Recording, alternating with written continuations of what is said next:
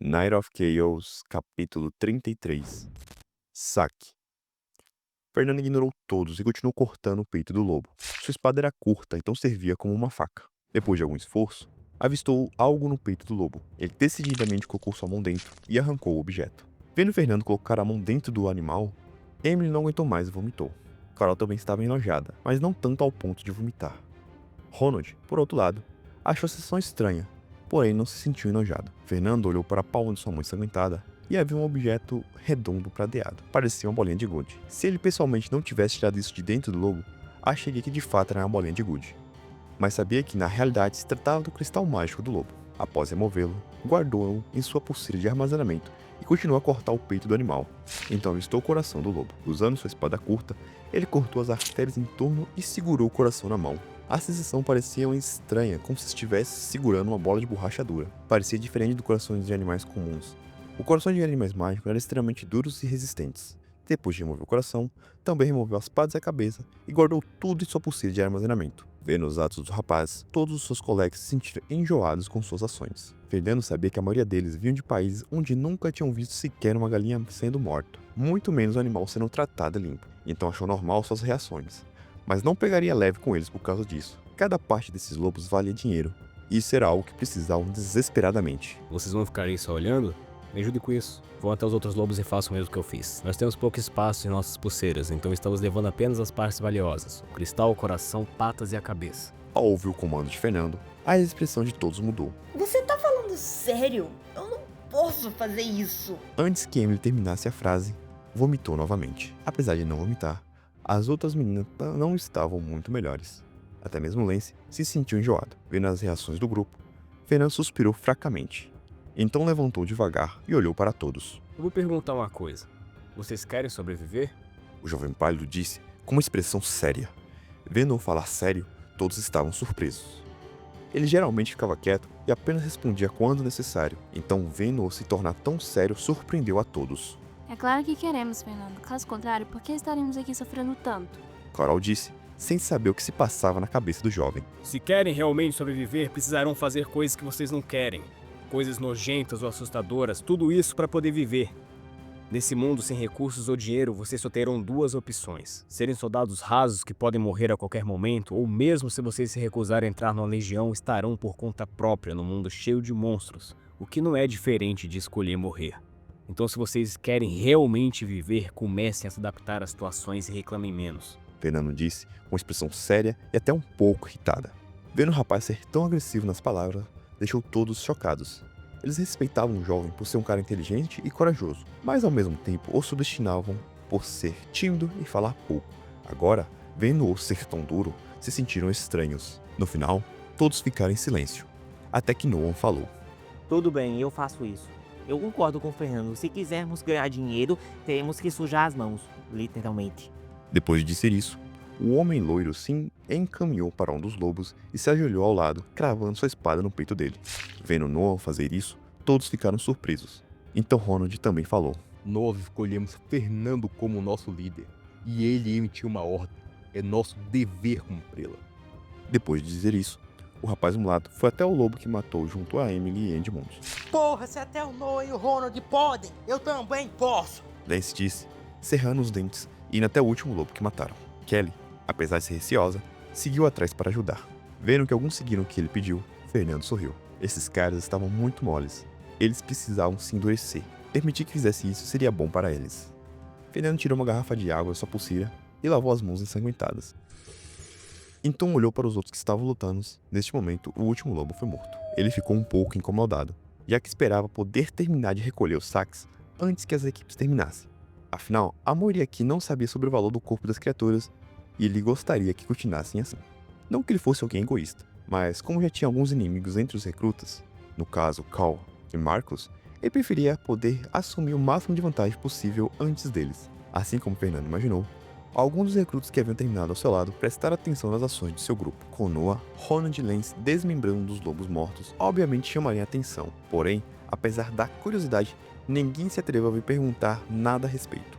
Afinal, quem ia falar com alguns malucos maníacos como estes? O que esses caras estão fazendo? Será algum tipo de fetiche bizarro?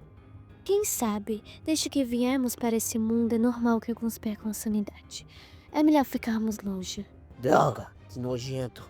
Vários recrutas ficaram enojados com as ações deles e mantiveram alguma distância. Lina, que não estava muito longe, queria defender a pessoa que salvou seus amigos, mas vendo como Fernando não se explicou e parecia ignorar, ela rapidamente entendeu suas ações. Provavelmente, ele queria evitar que outros recrutas soubessem sobre os saques das criaturas. Josh Norton e sua equipe estavam longe, mas ao ver os cochichos olharem em direção à equipe de Fernando, isso surpreenderam. Que merda esses caras estão fazendo? Cal perguntou carrancudo. Esses insetos, sempre querendo chamar a atenção. É melhor não encontrar eles sozinhos na mata ou então... Marcos falou com uma expressão bizarra, enquanto sorria ao ver seu machado de 2 mãos coberto de sangue.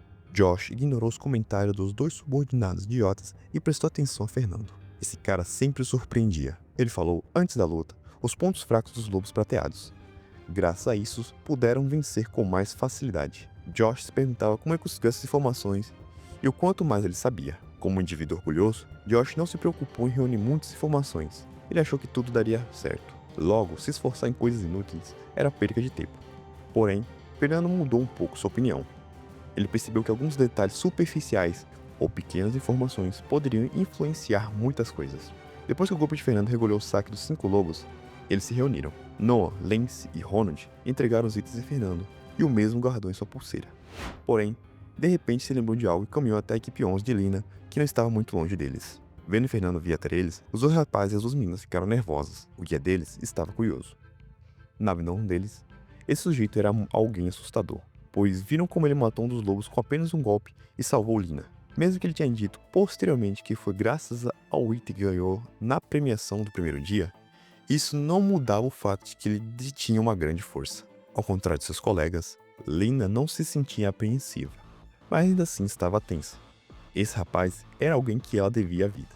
Ela se recordava que já havia desistido de tudo e aceitou que seria devorada viva, mas ele apareceu de repente e atirou daquele desespero.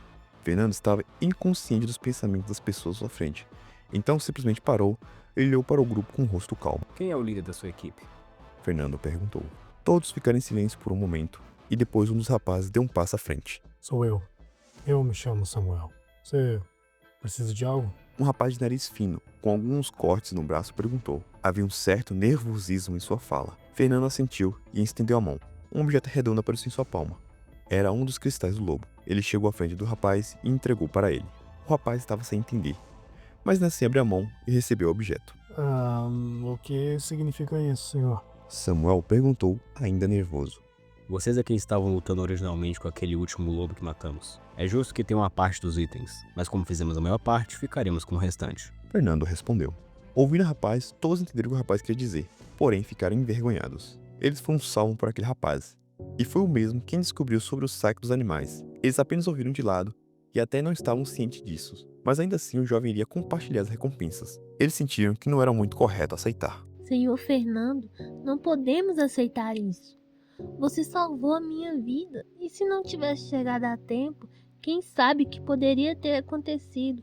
Por favor, fique com isso como sinal do nosso agradecimento. Lina falou, um pouco nervosa. Apesar de não ser o líder da equipe, não aceitaria que recebesse algo de quem a salvou. O que eu estou dando é apenas o merecido. Depois de dizer isso, Fernando se afastou, deixando-os sem palavras. O rapaz retornou ao seu grupo e se sentou na grama com os outros enquanto descansava. Edmund e Simon haviam saído para se reunir com os outros guias. Aparentemente, alguns recrutas se feriram, mas felizmente ninguém morreu. Ei, Fernando, já que esses lobos lá em tanto, por que não pegamos o saque dos outros lobos? Afinal, as outras equipes não pegaram nada. E parece que nem sabem o valor dessas coisas, já que quando a gente abriu os lobos, todos os recrutas quase vomitaram. Lance perguntou curiosamente. Inicialmente, ele achou muito nojento cortar os lobos, mas depois de terminar, pensou que não era tão ruim quanto imaginou. Fernando olhou para Lance. Ele achou que era algo óbvio. Como esse cara não havia percebido isso?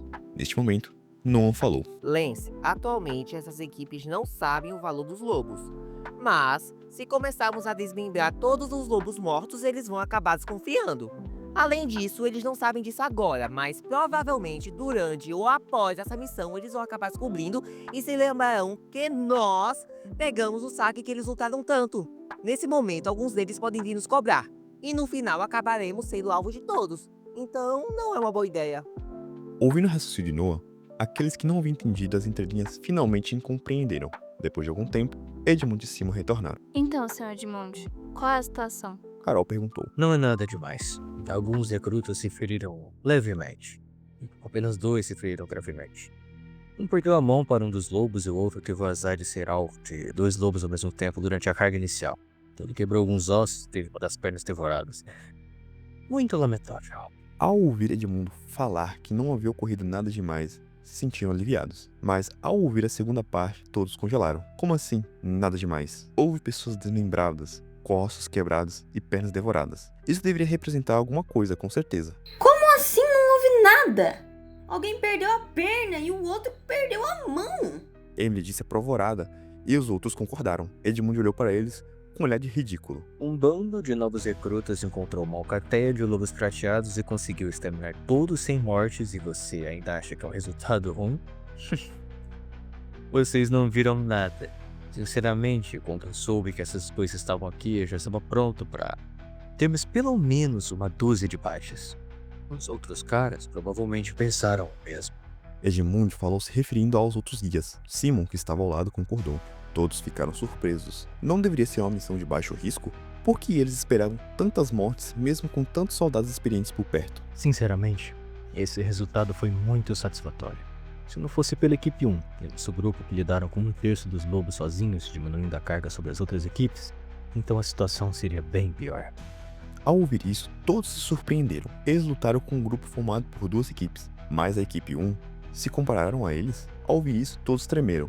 Será que aqueles caras ficaram ainda mais fortes? De repente, a confiança que eles tinham em si mesmo de enfrentá-los de novo vacilou. Vendo isso, Fernando não disse nada. Era bom que ele soubesse que não eram invencíveis só porque melhoraram um pouco. A arrogância leva à ruína. Depois de 1 hora, após tratarem os feridos e se alinharem, os guias começaram a reunir os recrutas para continuarem seu caminho. No fim, 2 recrutas que estavam muito feridos foram deixados para trás com um dos guias. Eles entraram em contato com o QG e pediram uma equipe de socorro para conduzi-los de volta a Vento Amarelo. E as 2 equipes, os membros foram reunidos sob a proteção do guia restante. Fernando achou interessante ver os guias entrar em contato com os outros pelos dispositivos mágicos. A magia não era tão diferente da tecnologia, então eles se perguntavam por que este mundo tinha tão pouco tecnologia e focava quase que inteiramente na magia. Depois de reunidos, os guias reformaram a formação e partiram com os recrutas. Fernando olhou para trás e seu coração doeu. Aqueles lobos eram pilhas de dinheiro e eles estavam deixando-o para trás.